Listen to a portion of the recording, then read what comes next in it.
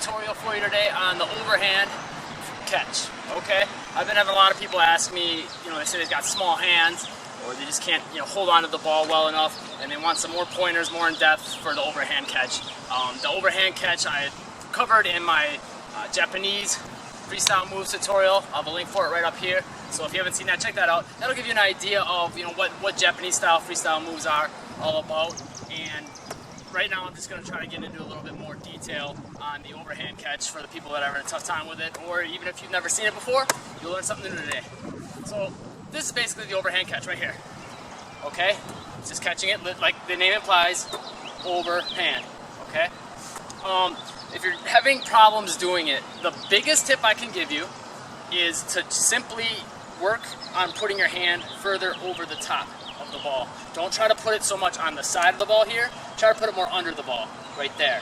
That way, you don't have to try to worry, you don't have to worry about having small hands and you have to try to like palm the ball from the side. If your hand is all the way underneath, then you're just holding the ball. It's as easy as holding it this way, it's just with your hand in a different position, okay? Some other pointers I'd like to give is work on your finger strength. Just put your hands on the basketball, fingertips only, keep your palm off the basketball, and just squeeze the basketball with your fingers. That'll help build a little bit of hand strength for you and work on your finger coordination and control. Okay? So keep that in mind when you're doing your overhand catch. Try twisting all the way over, and so you come all the way over and then back under the ball, and use fingertip control to hold it. A little exercise you can do just to work on this is simply hold the ball with one hand and come over with the other hand and just hold it. Then set it over to the same hand again and just keep doing that.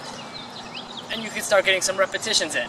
You get comfortable with it. You don't have to worry about trying to catch it in the air. You can, slowly come into the motion. That's a tip I can give for just about any freestyle move or basketball move that you're trying to learn. Start slow and get your technique down first, then worry about speed later. Don't try to go right into it first time. Just go catching it all wild and trying to do it as fast as you can.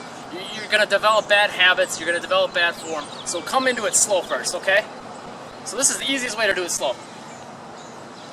And that'll help, develop some of the flexibility needed in your arm and your shoulder to come over the top as well.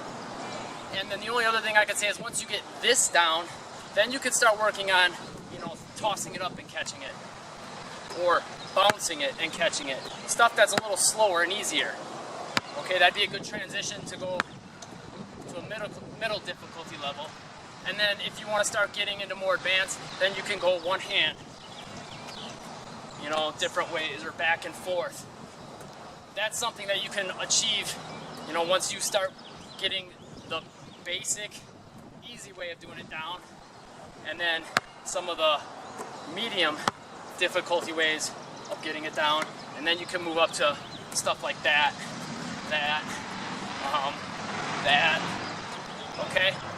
But basically, take it slow, take your time, come all the way over the top of the ball, and try to build up your hand strength. Those are the main keys I can give you. If you've got any more questions or anything else you want to see from me, let me know. If you like the video, hit the subscribe button, hit that thumbs up button, and let me know what you want to see more of. Thanks for watching.